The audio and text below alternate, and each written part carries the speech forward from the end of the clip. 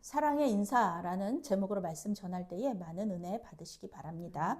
오늘의 핵심 주제는 함께 선을 행하고 악에 맞서서 고결함을 유지하자. 함께 선을 행하고 악에 맞서서 고결함을 유지하자입니다. 오늘 사도 바울은 인사를 함으로써 이 편지 글을 마치고 있어요. 로마 교회만이 아니라 제국의 주요 도시들에서 사역하는 동역자들의 명단이 쭉 나오고 있습니다. 사도 바울은 로마 교회에 방문한 적은 없어요. 그렇지만 로마 교회가 워낙에 글로벌한 교회다 보니까 제국 각지에서 사도 바울의 동역자들이 로마 교회에 다니고 있었어요. 그래서 사도 바울에 대한 좀 편견이라고 할까요? 그런 일들이 있잖아요. 왜냐하면 바나바와하고도 갈등이 있었고 또 마가와도 갈등이 있었기 때문에 사도 바울은 좀 성격에 문제가 있고 너무 독단적이고 고집이 세다라는 평가가 있지만은요. 오늘 말씀에서 보면은 사도 바울이 정말 동역자들이 많았구나. 혼자 사역하지 않았구나. 이것을 알 수가 있습니다.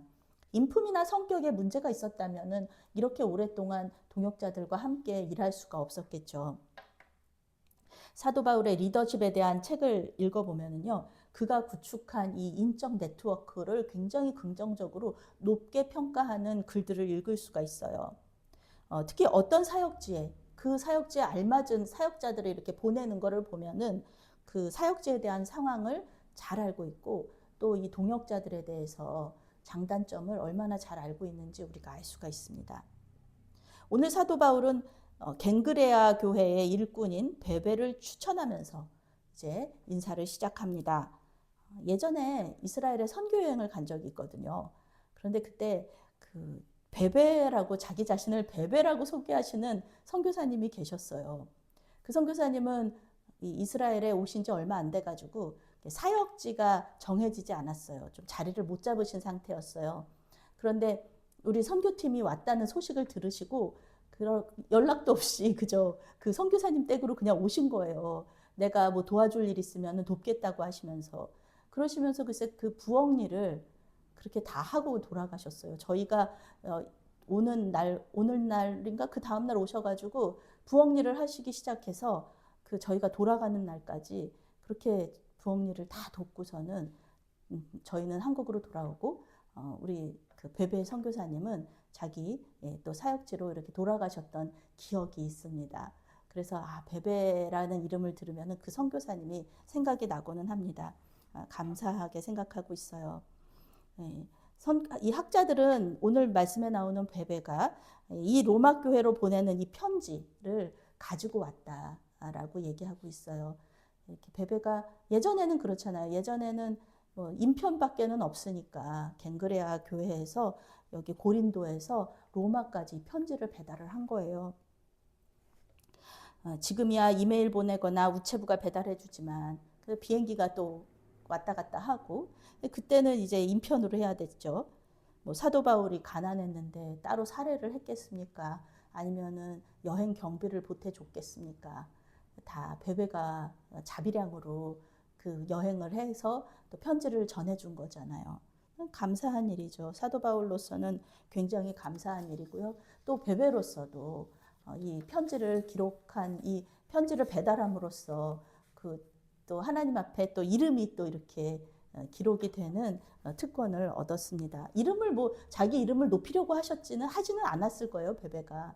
그렇지만 이름이 이렇게 기록이 된 거죠. 사도 바울에게도 베베는 고마운 사람이지만 우리에게도 고마운 사람입니다. 베베 덕분에 우리도 이 로마서를 읽을 수 있으니까요. 이제 사도 바울의 두 번째 인사는 브리스가와 아굴라에게 돌아갑니다. 성경이 남자 이름을 부부가 있을 때 특히 남편 이름을 먼저 기록하는 경향이 있는데요. 여기서는 아내의 이름이 먼저 기록이 됩니다. 브리스길라라고 하는데 브리스길라와 아굴라, 남편 이름이 아굴라예요. 주후 49년에 모든 유대인들이 로마에서 추방될 때 이 부부는 그 추방당해서 고린도로 왔습니다. 아굴라가 유대인이었다고 해요. 브리스길라는 로마 시민권자였지만 로마 사람이었지만 남편 따라서 고린도로 간 거죠. 그런데 놀라운 하나님의 섭리가 있어요. 이 부부가 고린도로 갔을 때 마침 2차 전도 여행 중에 있었던 사도 바울을 만난 거예요. 정말 우연찮게도 같은 일에 종사하는 사람이었어요. 사도 바울은 그 장막 짓는 기술이 있었거든요. 그래서 이 세 사람은 고린도 교회에서 장막 만드는 일을 하면서 교회를 개척하고 교회를 세우고 섬기게 됩니다. 그리고 사도 바울이 이제 에베소로 떠나갔을 때 같이 이 부부도 에베소로 갔다가 사도 바울은 사역지 찾아서 다시 가고, 그리고 이 부부는 에베소에 남아서 계속 사역하다가 이제 황제가 죽으면서 다시 로마로 돌아가는 거죠. 사도 바울은 이 부부에게 감사의 인사를 전하고 있어요. 목숨을 빚질 정도로 그렇게 귀한 동역자들이었다 얘기하고 있죠. 로마 교회에서는 아시아에서 처음으로 예수님을 믿은 에베네도라는 사람도 다니고 있었어요. 우리나라의 선교 역사에서도 첫 번째로 예수를 믿었던 사람의 이름은 기록이 되잖아요. 우리나라는 백홍준 장로님이신데요. 로스 선교사의 복음 전도를 듣고 중국에서 세례를 받았어요. 그리고 로스 번역본이라는 성경을 번역하는데 아주 큰 이바지를 하시다가 이제 다시 그 조선으로 넘어오셔서 복음 전하시다가 순교하셨습니다. 그래서 백홍준 이분은 최초의 세례 교인이면서 또 최초의 순교자이기도 합니다. 이분이 있었기 때문에 우리가 또 한국어 성경을 읽게 되었죠. 감사할 일입니다. 우리는 정말 빚을 많이 졌어요. 사랑의 빚을 얼마나 많이 졌는지 모릅니다. 로마 교회에는 사도 바울의 친척들도 다니고 있었습니다. 베냐민 지파 사람들이었을 수도 있고요. 진짜 사도 바울의 집안이 좋잖아요. 그러니까 뭐 우리나라에서도 그 집집마다 또 미국이나 다른 나라에 이민가 있는 가족들이 있는 것처럼 사도 바울의 가족들도 그런 디아스포라 유대인들이 많았는데, 더 놀라운 일은 이들이 사도 바울보다 먼저 믿었던 사람들이고요. 또 열두 사도는 아니었지만 그 예수님의 부활과 승천을 봤던 120명의 사도들이 또 있어. 그 문도라고 하는데 여기서는 사도라고 얘기해요. 그래서 그 부활 승천을 목격했던 그런 사람들, 그래서 감옥까지 갔었던 이 사도들이 이 로마 교회에 다니고 있었다는 거예요. 그런데 이 재밌는 것은 신약 성경에서 여성 사도를 처음으로 얘기한 그 기록한 부분이 여기에요. 유니아라는 사도가 나오는데, 유니아는 여자 이름이죠. 그래서 이 로마 교회가 굉장히 재밌는 공동체예요. 예수님의 부활 승천을 봤던 이 사도들도 다니고 있었고요. 또 왕족의 이름을 가진 교인들도 있었고요. 노예의 이름을 가진 교인들도 있었습니다. 그러니까 뭐 유대인이건 이방인이건 여기 로마 교회가 얼마나 강력한 그런 교회였는지 우리가 알 수가 있죠. 12절에는 버시라는 이름이 나오는데요. 버시는 사람의 이름이 아니고요. 버시 하면은 사람 이름 같잖아요. 근데 사람 이름이 아니라 페르시아 사람이라는 뜻입니다. 페르시아 여자라는 뜻인데요. 이 여인은, 페르시아는 지금 한창 전쟁 가운데 있는 이란의 옛날 이름입니다. 이란은 이쪽에 있는데 어떻게 이 여인이, 페르시아는 여기 있는데 어떻게 로마까지 갔는지 모르겠어요. 근데 버시라는 여인이 로마에서 아주 로마 교회의 큰 일꾼으로 있었다는 거죠. 주 안에서 많이 수고하고 사도 바울의 사랑을 받고 있었던 동역자였다는 겁니다. 또한 예수님의 십자가를 억지로 함께 졌었던 구레네 시몬의 이 아내와 아들도 다니고 있었어요. 사도 바울은 구레네 시몬의 아내를 자기 어머니처럼 생각하고 있다 이렇게 말하는 것을 보면은 이 루포라는 아들이죠. 그러니까 이 집안하고도 사도 바울은 관련이 있다는 걸 알 수가 있어요. 사도 바울은 안부 인사를 마치면서 거짓 교사들을 조심하라고 경고합니다. 오늘도 가우리역에서 이단 포교하시는 분들이 계셨는데요. 얼마나 멀쩡하신지 몰라요.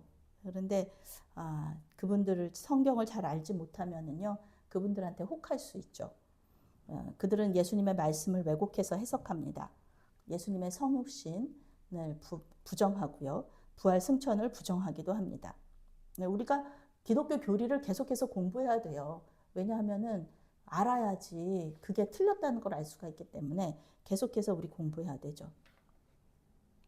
얼마 전에 기장 교단에서 개최한 미래 목회에 대한 세미나를 들을 수 있는 기회가 있었는데요.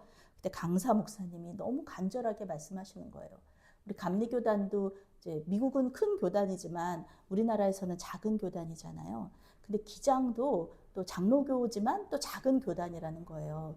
그런데 점점 이 교단이 교세가 작아지는데 이 교수님이 그러시는 거예요. 지금 동성애 문제로 그렇게 교단 안에서 싸울 때가 아니다. 교세가 이렇게 작아지고 있고 교회 학교가 무너지고 있는데 그런 얘기를 하시면서 정말 간절하게 협력해서 지금 이 그 교단을 위해서 기도하고 협력해야 된다. 막 그런 얘기. 그러면서 교회 학교를 다시 세워야 된다는 얘기를 간절히 하시는 거를 제가 들었습니다. 동성애 문제가 중요하지 않다는 게 아닙니다. 그런데 이제 그 분쟁 때문에 교세가, 교회가 또 이렇게 위축되고 분열되고 분쟁하면은 안 된다는 얘기를 이 교수님 얘기하셨던 거죠. 다음 세대 교육과 복음 전도에 그만큼 그것보다 더 동성애 문제에 싸우는 것보다 더 힘을 내야 된다라는 얘기를 하셨던 겁니다. 그러면서 사도 바울은 로마 교회의 순종을 칭찬하고 있어요. 너희들 참 순종해서 너희들 충분히 이 어려움을 이겨낼 수 있다라고 얘기하는 거예요. 선한데 지혜롭고 약한데 미련하라 건면합니다. 영어 성경은 이렇게 번역해요. 무엇이 선한지를 이해하고 악과는 어떤 관련도 맺지 말라. 이렇게 번역하는데요. 이 영어 성경이요. 영어 번역본이요. 그 데살로니가 전서 5장 22절에서 똑같이 나와요. 악은 어떤 모양이라도 버리라 하는 거예요. 악은 어떤 모양이라도 버리라. 악은 사단적인 거거든요. 원어적인 의미로는 그리스도인들은 악에 맞서서 그들의 고결함을 유지해야 한다라는 겁니다. 악에 맞서 싸우는 거예요. 악을 버리는 것은 단순히 악을 버리는 거. 그냥 악을 버리는 게 뭐지? 라고 생각하는데 악에 맞서서 싸우는 겁니다. 사단적인 것은 하지 않는 거예요. 가장 대표적인 사단의 특징이 뭡니까? 거짓말하는 거거든요. 거짓의 영이에요. 거짓말이라도 하지 않는 거예요, 우리가. 이 사순절에 우리가 하나님 앞에 하나씩은 하잖아요. 저는 이제 새벽기도 하고 있고 우리 권사님도 하시고 계시고 그리고 이제 성경 일독 통독을 하려고 하는데 하고는 있는데 잘 하지는 못하고 있어요. 그래도 하고는 있습니다. 사순절 동안에 하려고 하고 지금 이제 민수기 하고 있는데요. 이런 것들 그러면서 이 사순절만이라도 거짓말하지 말자. 이런 것이 이제 말씀이 우리 안에서 살아 역사하시는 것이죠. 선은 하나님께 속해 있지만 악은 사단에게 속해 있습니다. 사도 바울은 평강의 하나님이 속히 사단을 너희 발 아래에서 상하게 하시리라는 축복 기도로 이 로마 교인들에 대한 인사를 마칩니다. 이제는 계속해서 자신과 함께 있는 동역자들이 문안한다는 얘기를 하고 있어요. 디모데, 누기오, 야손, 이 편지를 받아 적고 있는 더디오, 가이오 등이 인사합니다. 사도 바울은 편지 말미에 하나님을 찬양하는 것으로 이 편지를 끝내요. 로마 교회에 문제가 많았어요. 거짓 교사들이 위협했어요. 그래도 로마 교회에 소망이 있는 것. 사도 바울이 로마 교회에 스페인으로 가는 선교 사역을 도와달라고 얘기할 수 있었던 것은 하나님께서 교회를 견고히 하실 거라는 소망이 있었기 때문에 그렇습니다. 지혜로우신 하나님께서 예수 그리스도를 통해 영광을 받으실 것이다 라는 것이죠. 교회는 항상 어려움을 겪고 잘못된 선택을 해서 분열하기도 해요. 우리나라는 그래도 카톨릭과 개신교가 그렇게 막 싸우진 않았잖아요. 사람을 막 서로 죽이고. 중세 시대라든지 아니면 유럽에서는 구교와 신교가 그렇게 싸우고 서로 죽이고 몇십 년을 몇백 년을 싸웠던 그런 경험들도 있습니다. 그런 역사도 있어요. 서로에게 깊은 상처를 주기도 했지만 그래도 교회가 예수님의 머리 또 예수님의 머리 되신 그 교회 그리고 교회 주인은 예수님이시기 때문에 우리가 망하지 않을 것이라는 소망을 가지고 있는 것입니다. 어제 교역자 회의를 하면서 올해 4월 연회에서 은퇴하실 성교회 담임 목사님이 설교를 하셨어요. 근데 이 말씀을 하시면서 이 말씀을 가지고 오늘 그 12절인가요? 벗이 이야기를 하시면서 저희 후배 목사들한테 권면하시고 또 축복하시는 말씀을 해주셨어요. 버시에 대한 얘기, 이름 없는 이 페르시아 여인에 대한 이야기를 하시면서 복음을 위해서 애써 수고해라. 그렇게 말씀하셨어요. 애써서 수고해라. 복음을 위해서. 후배 목사들한테 권면하신 거예요. 그리고 모든 교인들한테 또 서로 동역자들한테 사랑받는 사람이 되어라. 이렇게 축복해 주신 거예요. 버시의 이야기는요, 2000년 전에 로마 교회에서 끝난 것이 아닙니다. 지금까지도 우리에게 이어져 오고 있어요. 버시의 이야기는 아름답죠. 그렇지만 우리 강북지방 목회자들의 그 이야기도 아름답지 않습니까? 은퇴하시는 목사님이 후배 목사들한테 버시에 대한 이야기를 해주시는 것. 이것이 말씀이 지금까지도 우리 안에서 역사할 수 있는 그런 방법이죠. 그런 아름다움입니다. 이제 교회에는 소망이 없다고 말하지만 그래도 교회에 소망이 있는 것은 교회 안에 여전히 베베와 버시가 있기 때문에 그렇습니다. 사도 바울도 있고요. 디모데도 있고요. 예수님의 말씀과 비전은 여전히 있으면서 계속해서 하나님 나라가 강화되고 또 확장되고 있는 것입니다. 로마서를 마치면서 교회를 통해 일하시는 하나님을 깊이 묵상하게 됩니다. 때로는 힘들고 어렵지만 우리를 통해 역사하실 하나님을 기대하시면서 한국 교회의 부흥을 위해 순종하시고 기도하시는 이 시대의 베베와 버시가 되시기를 예수 그리스도의 이름으로 축원합니다. 아멘. 사랑의 하나님, 우리는 연약하지만 하나님의 은혜와 성령의 능력을 믿으며 사역을 이어나갑니다. 주님의 십자가 고난을 묵상하는 이 사순절에 교회를 통해 일하시는 주님을 만나게 하여 주시옵소서. 이 시대의 베베와 버시가 되게 하여 주시옵소서. 예수님의 이름으로 기도합니다. 아멘.